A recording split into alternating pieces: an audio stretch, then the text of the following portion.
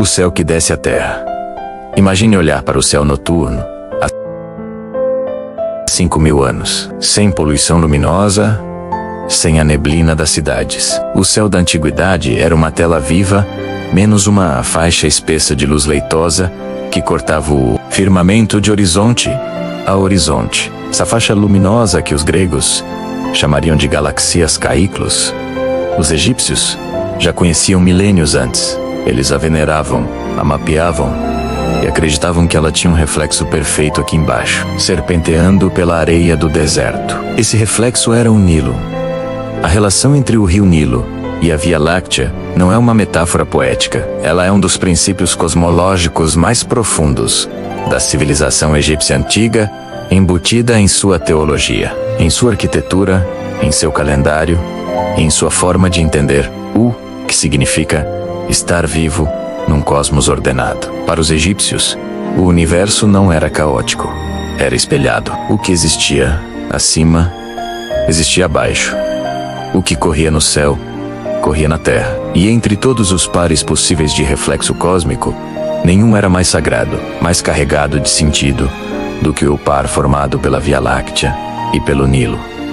Mas para entender essa relação, precisamos primeiro entender como os egípcios viam o cosmos. Para eles, o universo era dividido em 3 camadas fundamentais: o Duat, o reino subterrâneo dos mortos; o Ta, a terra dos vivos; e o Nut, o céu, o corpo da deusa que arqueia seu corpo sobre a terra. Essas 3 camadas não eram separadas por fronteiras rígidas. Elas se comunicavam, se interpenetravam. O que ocorria em uma delas reverberava nas outras. O Nilo, por exemplo, não era apenas um rio. Era a veia de Osíris. Era o caminho dos mortos. Era o corredor pelo qual o sol percorria o mundo noturno. Antes de renascer no Oriente, a cada amanhecer, nesse sistema de correspondências, a Via Láctea ocupava um lugar singular. Ela era vista como o Nilo do céu, o grande rio celeste, ao longo do qual as almas dos faraós navegavam, após a morte, guiadas pelas estrelas, em direção à eternidade. Assim como o Nilo terrestre sustentava a vida dos egípcios. Ao depositar o limo fertilizante em suas margens, a cada inundação anual, o Nilo celestial sustentava a vida das almas, transportando-as pelo território noturno do cosmos, até que encontrassem seu lugar entre as estrelas imortais. Essa não era uma crença abstrata ou reservada aos filósofos.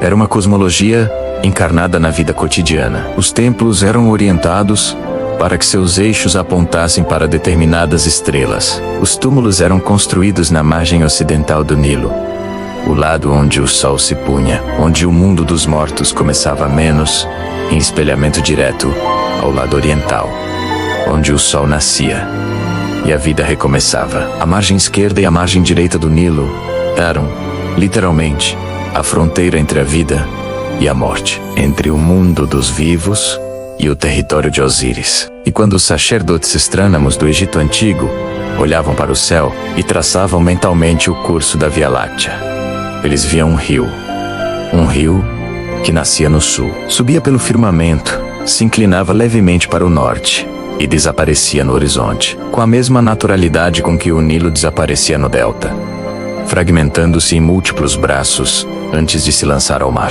A forma, a direção, o comportamento, tudo parecia confirmar o que eles já sabiam. O céu e a terra eram espelhos um do outro, e o par Nilo Via Láctea era a prova mais luminosa dessa verdade.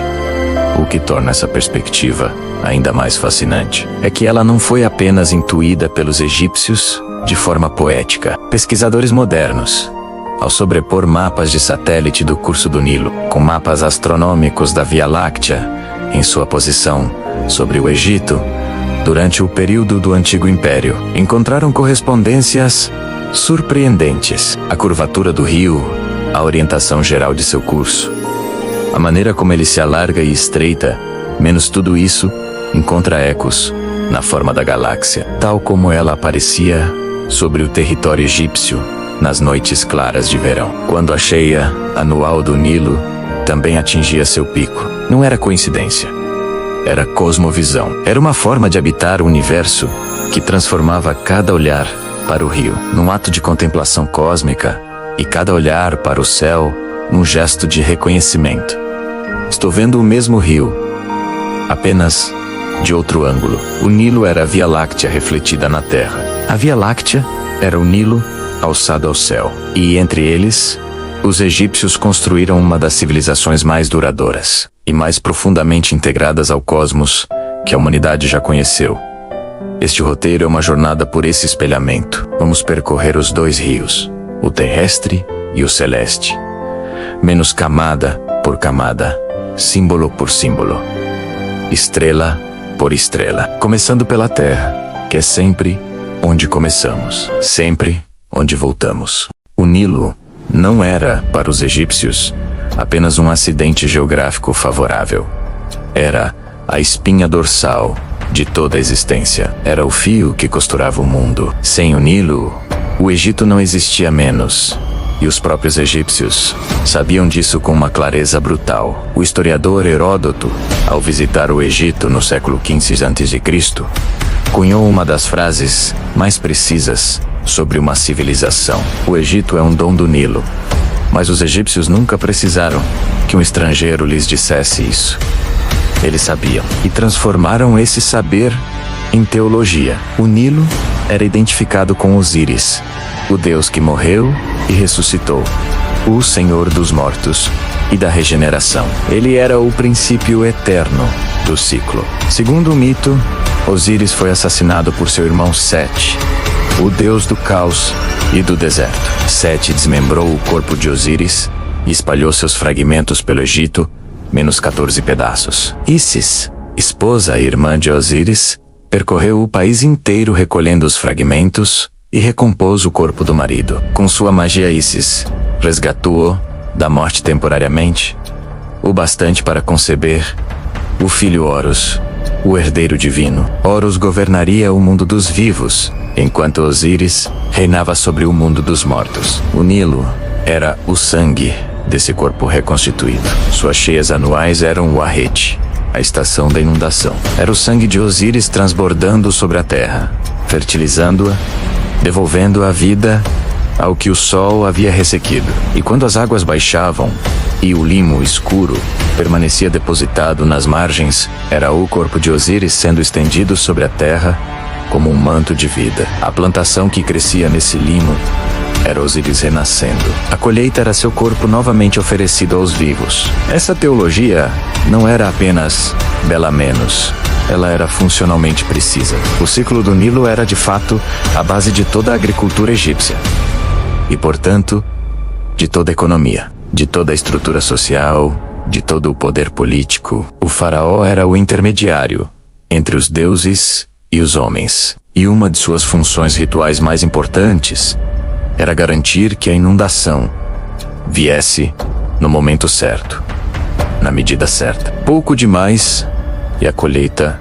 fracassava. Muito demais e os vilarejos eram destruídos. A inundação perfeita era um ato de equilíbrio divino. E o faraó era responsável por manter esse equilíbrio através de seus rituais, suas orações, sua justiça. A palavra egípcia para esse equilíbrio cósmico era Maot.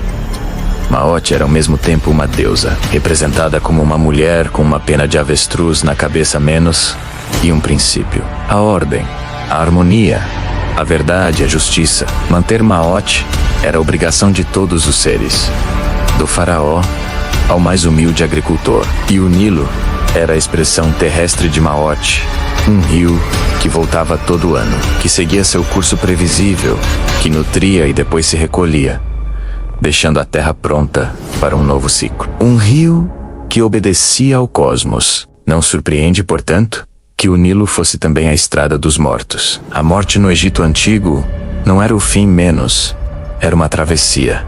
E o Nilo era o veículo dessa travessia. Os mortos eram enterrados na margem ocidental, justamente porque o oeste era a direção do sol poente, da entrada no Duat, do início da viagem noturna que precedia o renascimento. Os cortejos funerários cruzavam o rio de leste para oeste, como uma mini Ancinico da viagem cósmica maior. O barco funerário que transportava o sarcófago era uma réplica do Mandet, menos a barca solar, na qual A percorria o céu durante o dia, e Domesectet, a barca noturna com que Ra atravessava o Duac durante a noite. O Nilo, assim, era ao mesmo tempo o rio dos vivos e o rio dos mortos. Era a fronteira que separava os dois mundos e o caminho que os unia. Era o lugar onde a vida e a morte se tocavam, onde o tempo linear dos mortais se encontrava com o tempo circular dos deuses. E nessa posição ambígua e poderosa, ele espelhava com perfeição a Via Láctea, que no céu cumpria funções cosmológicas extraordinariamente similares. Era o caminho dos mortos ilustres, o rio pelo qual as almas viajavam, a faixa luminosa que dividia o firmamento entre os domínios do dia e os domínios da noite. A orientação das pirâmides de Zizé reforça essa leitura. Muito se discutiu sobre o fato de as três grandes pirâmides, Kelps, Kefren e Miquerinos, serem posicionadas de forma a espelhar as três estrelas do cinturão de Órion. O que se discute menos, mas é igualmente significativo, é que o Nilo, no mapa regional, ocupa uma posição análoga da Via Láctea no mapa celeste da mesma região. As pirâmides estão para o Nilo, assim como Órion está para a Via Láctea. Ao lado, mas não dentro. Perto o suficiente para receber a influência do rio sagrado, mas separadas dele pelo espaço necessário para que a fronteira entre os mundos permaneça clara. Robert Bauval, o pesquisador que popularizou a teoria da correlação de Órion na década de 1990, foi além ao sugerir que toda a necrópole de Gizé era concebida como um mapa tridimensional do céu, menos com as pirâmides como estrelas e o Nilo como a Via Láctea, independentemente dos debates acadêmicos que essa teoria gerou. O que ela captura com precisão é algo que os próprios textos egípcios confirmam. O Nilo e a Via Láctea eram percebidos como um único sistema, manifestado em duas dimensões diferentes da mesma realidade: terra e céu, rio e galáxia, corpo e alma. O mesmo rio, duas margens. Newt e o rio de estrelas. A deusa, que é o céu. No início, havia Unan, menos o oceano primordial, as águas do caos, o nada que precede tudo. Donon emergiu atum, o Deus que criou a si mesmo, o princípio da existência. De Atum vieram Shu e Tefnut, o ar e a umidade. De Shu e Tefnut nasceram Geb e Nut, menos a terra e o céu. E foi Shu, o deus do ar, quem separou os dois irmãos. Ele ergueu Nut acima de Geb, arquejando seu corpo infinito sobre o mundo terrestre, seus pés no leste e suas mãos no oeste, seu ventre estrelado, formando a abóbada do firmamento. Desde então, Geb deitou-se sob ela, e Nut arqueou-se sobre ele. E entre os dois, o ar de Shu manteve a separação que tornava o mundo possível. Nut era o céu, mas não apenas o céu vazio, era o céu Bibo, um corpo feminino de proporções cósmicas, cujas estrelas eram os adornos de sua pele, cujos movimentos regulavam o tempo, e cujos atos de engolir e dar à luz definiam o ciclo eterno do cosmos. Cada noite, Newt engolia o sol ao entardecer. Ele entrava por sua boca no ocidente e percorria o interior de seu corpo durante as horas da noite, passando pelo Duat, o mundo subterrâneo que existia dentro dela. Ao amanhecer, Nut dava à luz o sol novamente no leste, e um novo dia recomeçava. Nesse corpo de Newt, a Via Láctea ocupava uma posição especial. Textos religiosos egípcios, incluindo passagens do Livro dos Mortos e dos textos das pirâmides, descrevem a Via Láctea como o caminho do Newt, menos a faixa central do corpo da deusa, o eixo ao longo do qual se dava o trânsito das almas entre o mundo dos mortos e o mundo dos vivos. Se Newt era o céu inteiro, a Via Láctea era sua espinha dorsal. O corredor artéria principal, mas havia uma dimensão ainda mais específica. Em algumas representações, a Via Láctea é descrita como o leite de Newt, o fluido vital que a deusa derramava sobre o cosmos para nutrir as estrelas e as almas dos mortos. Aqui o paralelo com o Nilo se torna explícito até na substância. O leite de Newt no céu, o limo de Osíris na terra. Ambos são fluidos fertilizantes. Ambos são dádivas de um ser divino derramadas sobre o mundo para que a vida prossiga. Ambos seguem cursos que dividem o espaço.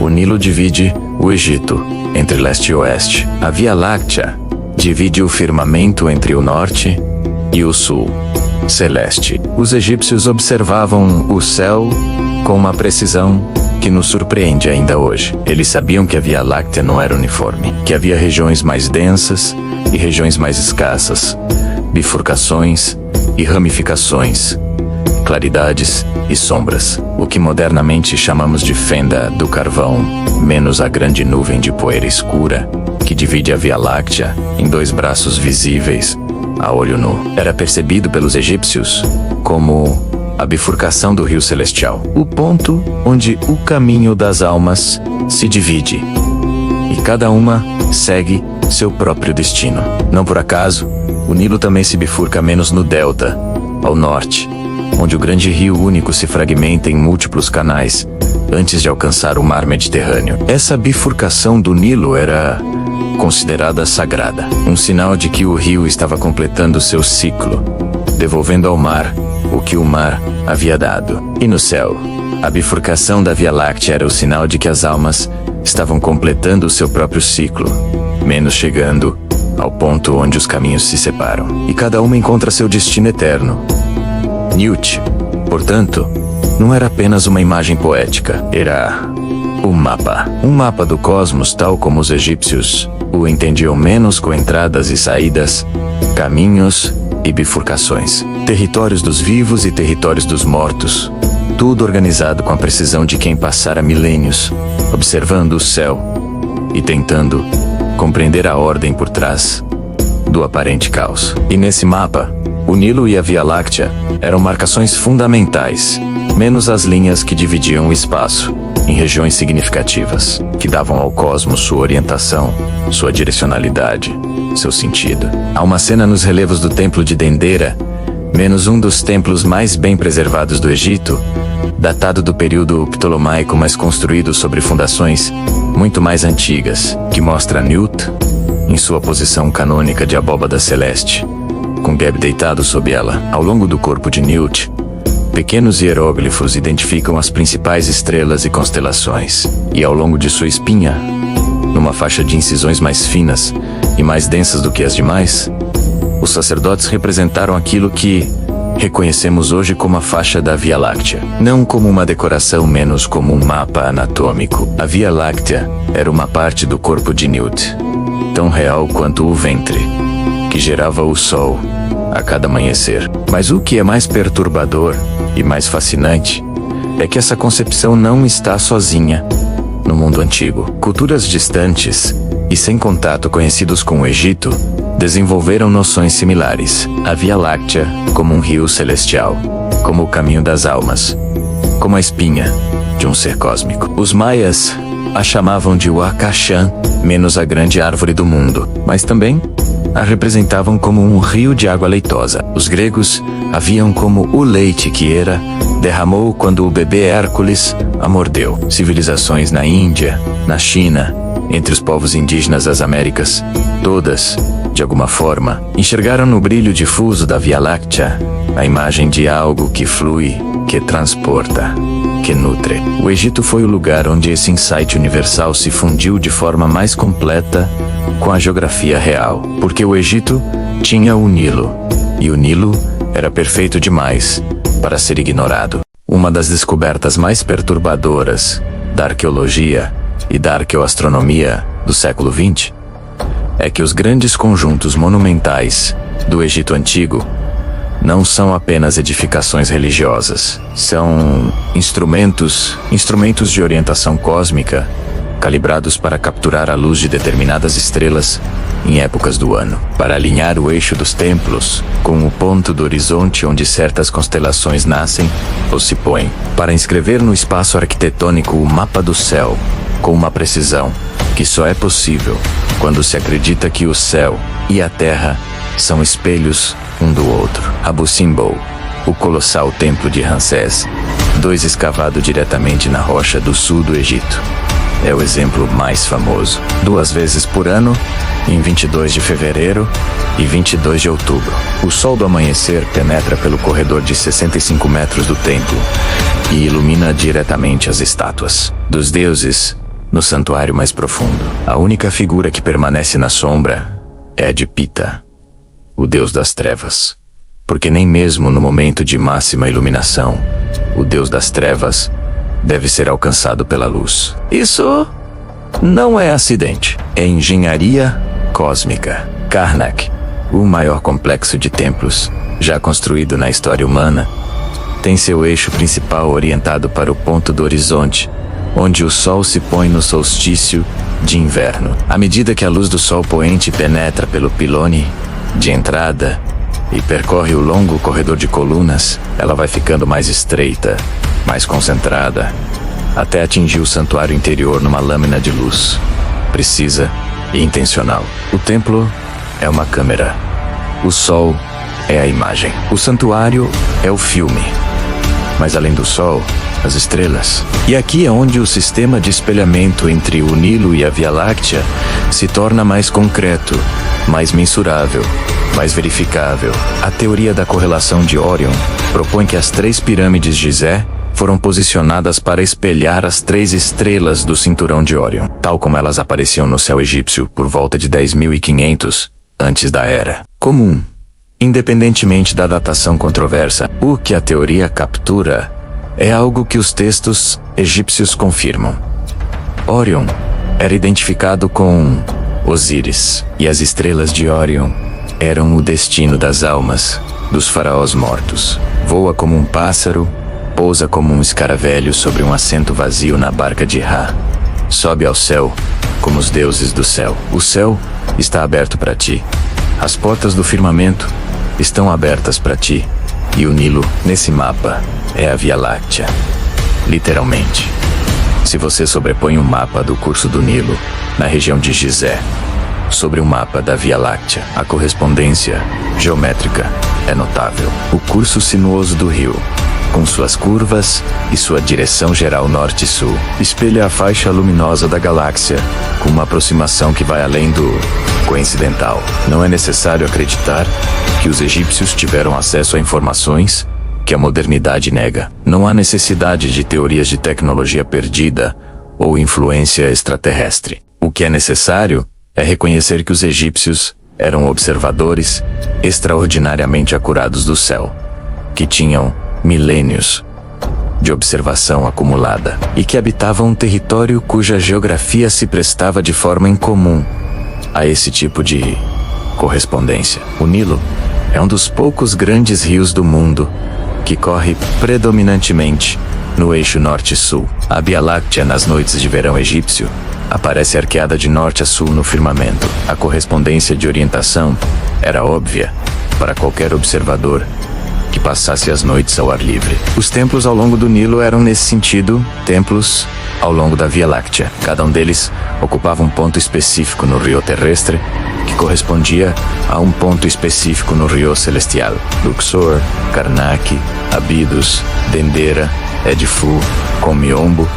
Esses não eram apenas locais de culto. Eram estações de um caminho sagrado, pontos de ancoragem numa rota que começava na terra e continuava pelo céu. O templo de Abidos merece atenção especial. Abidos era considerado o local onde a cabeça de Osíris foi enterrada, o fragmento mais sagrado do corpo do deus desmembrado. Era o local de peregrinação mais importante do Egito Antigo, onde os fiéis iam para participar dos mistérios de Osíris e garantir sua própria ressurreição após a morte. E no firmamento, a posição de Abidos no mapa terrestre corresponde aproximadamente ao ponto onde Órion, Osíris celeste, se encontra com a Via Láctea, o Nilo celeste. O Deus, no céu e na terra, sempre no mesmo lugar. Isso era Maat em sua forma mais elaborada. A ordem cósmica expressa não apenas em princípios abstratos, mas em pedra, em orientação, em luz, em geografia. O universo era um texto, e os egípcios o liam em cada pôr do sol, em cada enchente do Nilo, em cada noite clara em que a Via Láctea se abria como um rio de leite sobre o deserto. Eles não apenas acreditavam que o céu e a terra eram espelhos, eles construíam esse espelhamento, tijolo por tijolo, coluna por coluna, estrelao por estrelao.